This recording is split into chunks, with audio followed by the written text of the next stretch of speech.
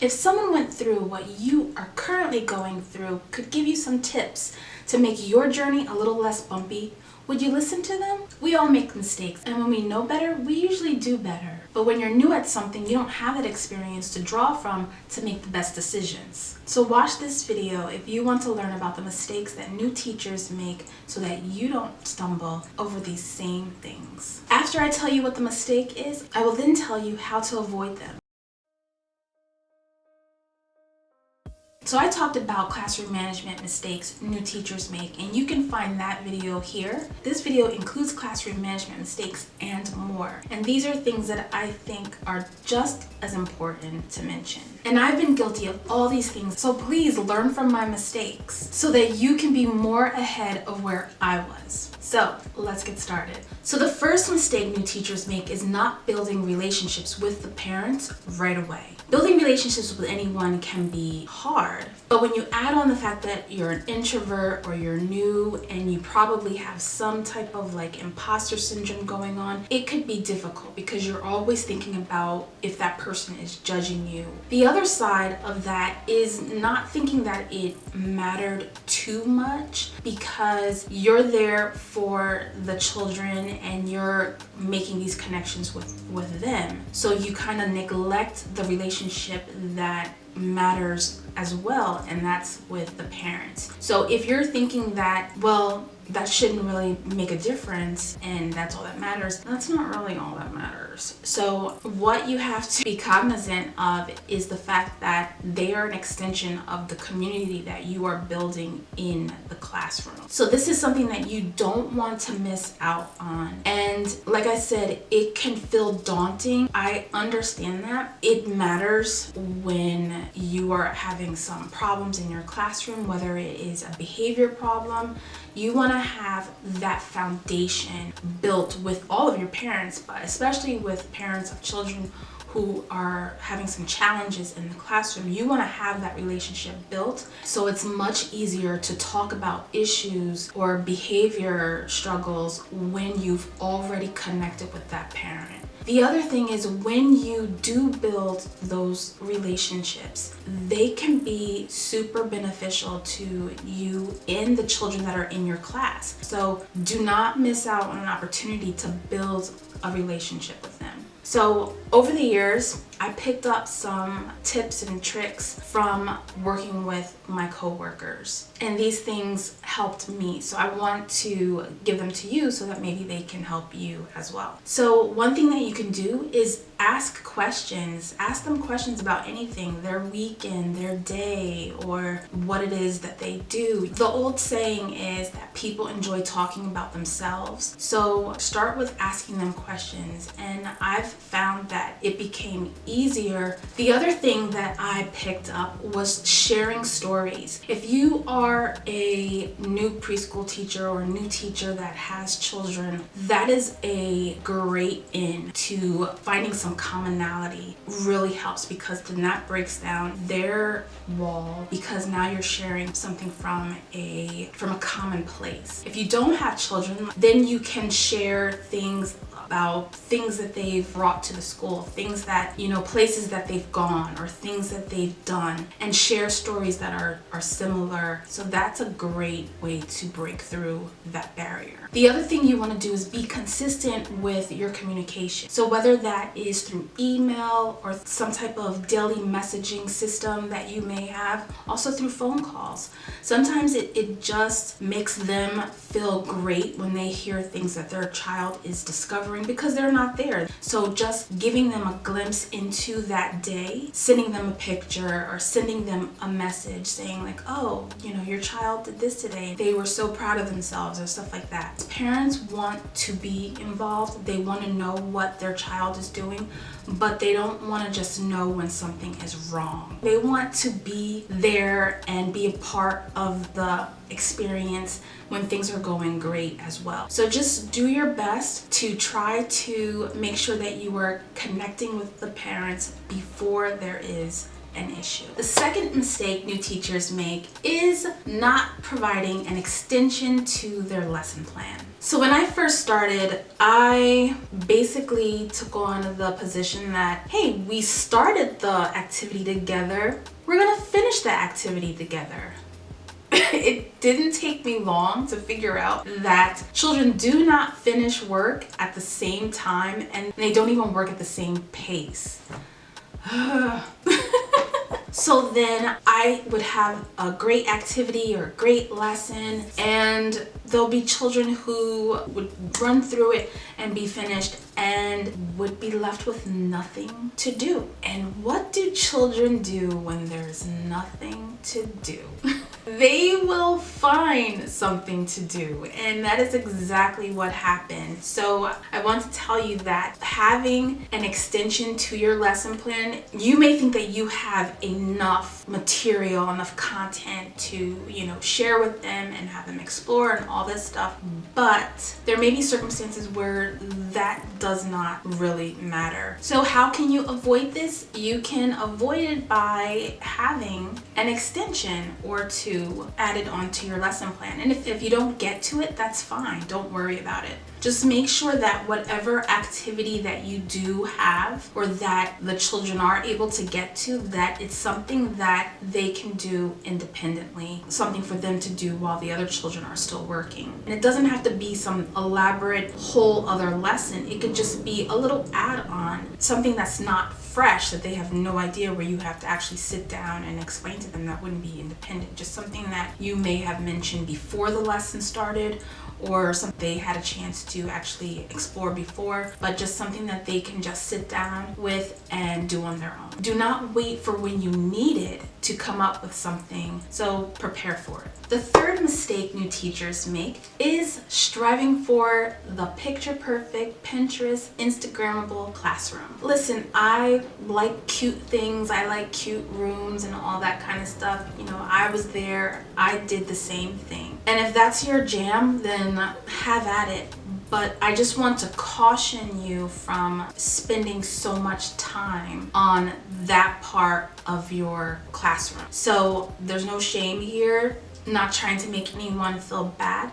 I'm just saying you need to think about what is actually going to help you move your classroom forward. You can do the classroom stuff if that's what you like to do, but also remember that spending so much time on that, you're taking away from something that could really help you throughout your whole year. I mean, of course, go ahead and have fun decorating your classroom, but don't spend all of your precious time doing that and not getting to the stuff that's really gonna matter, especially at the beginning of the school year. Speaking of the beginning of the school year, I am inviting you to a free 5-day challenge that I am doing the week of July 18th. It's called Back to School Jumpstart. The days we meet will be short and sweet, but I promise you, you will go from not knowing where to start, what to do, to having so much clarity with your next steps so that you can walk into your classroom confidently. It's totally free, and I'd love for you to join. The link for the waitlist is in the description,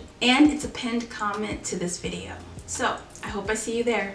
So how do you spend time on something that you really enjoy, which is getting your classroom prepared with all the decorations and all the cute things, and spending time on things that will be your foundation? Write a list of these things that you want to cover at the beginning of the school year. Make sure that all those things are taken care of. Your 5 pillars, your classroom environment, which is what I'm talking about, which is the arrangement of your items. I'm talking about your transitions, your routines, your procedures, your expectations, or your rules. Make sure you have a good grasp of what it is you are expecting out of your class this year, and how are you going to go about doing that and achieving that. Now, I talked about some things that you can do to create a successful preschool classroom environment in my freebie right right over here. And I am not going to get into those things that I discussed in there. If you want to check it out, go ahead. The link is in the description. But I do think you should also, in addition to those things, spend some time thinking about how children are going to enter and leave your centers. And I'm talking about the way your centers are set up, as far as like the amount of the size of them, the flow of the classroom. Do you want it to be a free-flowing classroom, or do you want it to be more defined areas in your classroom? So how are you going to arrange your room, and how are you going to be able to see the children wherever they are in the classroom? So a good rule of thumb is to make sure that wherever you are sitting or wherever you are standing in the room, that you are able to see all the areas that you have created in your classroom. So those are just some of the things that you can spend some time on that will help you in the long run. The fourth mistake new teachers make is trying to do everything yourself. I get it, because I have a hard time asking people for help too. But I will say that if you don't ask for help, you're going to be stressed out. One year I didn't ask for help, and the thing was that I was so stressed out that I ended up being sick for like 3 months. And it was because I had put all this pressure on me, and I didn't ask anyone to help me out. So I definitely don't want you to go through that. So how do you avoid falling into that trap of not seeking help when you need it? You need to just let go and let others help you. Bring it to them, and then maybe they can see things from a different perspective than you can, and show you where your blind spots are. So look for building a community at your school with maybe your fellow new teachers, or even the seasoned teachers that are there, or try to create that in the school that you are in. And start by just asking their opinion on something, and knowing that, this may be a struggle for you. It may not be a struggle for them. Find a community on social with different groups of people going through the same exact thing that you are. So check out some groups like the Empowered New Preschool Pre-K Teachers, which is my group, and the link is in the description. Gee, I know that was a cheap plug. And also, I want you to realize that there is no such thing as perfect, but we all work toward progress. Go ahead and drop the phrase progress over perfection in the comments if you agree. The fifth mistake new teachers make is not giving enough time for transitions. One year, my partner teacher and I had the hardest time getting the children ready for a specials teacher that was coming in. And it was almost like 3 days out of the week, we were always late getting the children to the rug to do an activity with her. A lot of it has to do with the transition period, not allowing time in between activities to make sure it's flowing. Because when you don't do that, it becomes a snowball of things that you are constantly catching up with throughout the day. And for this instance, with the teacher that came into our classroom and was ready to get started with the children, and she would be waiting there on the rug. So we would apologize, but it would still happen. So it's not fair, especially if you have a visiting teacher coming in, it's not fair that you aren't ready for them, because that's their time. So we were not only cheating her, but we were cheating the kids 5 minutes or so of that time that they got to do the activity with her. And not only that, but there were some schools that would take points off the evaluation if you were not transitioning into the next thing on your schedule. So how to avoid this? Well, you can keep a timer, which is something that I had to do for myself. I had to keep a timer, not for the not for the kids. I had to keep a timer for me. And that's how I had to work, because I was, it was really bad. And if you are working with a partner, share that timekeeping system so that, you're not always the one keeping time, that that you can switch off roles to do that, just so that you both stay accountable for what's happening in the classroom. And if you have to redo your schedule, make a schedule where you are including that time into it. If you have to do that, at least for the first couple months, and then maybe it'll just, become habit after that, then do it. If you are looking for transition activities to do during those times, I have a video for that. I'll leave the card for you to check that video out as well. And that is it. I hope that these were helpful for you. And if it means that I have to be a little vulnerable and let you know about some of the mistakes that I made, if it's to help you with your decisions when you are in your first classroom or the next year that you are in your classroom, then I am fine with that. So I hope that you are able to learn from my mistakes so that you don't have to go through what I went through. So don't forget to subscribe and hit the notification bell so that you know when the next video will be posted. And until then, I'll see you soon. Bye.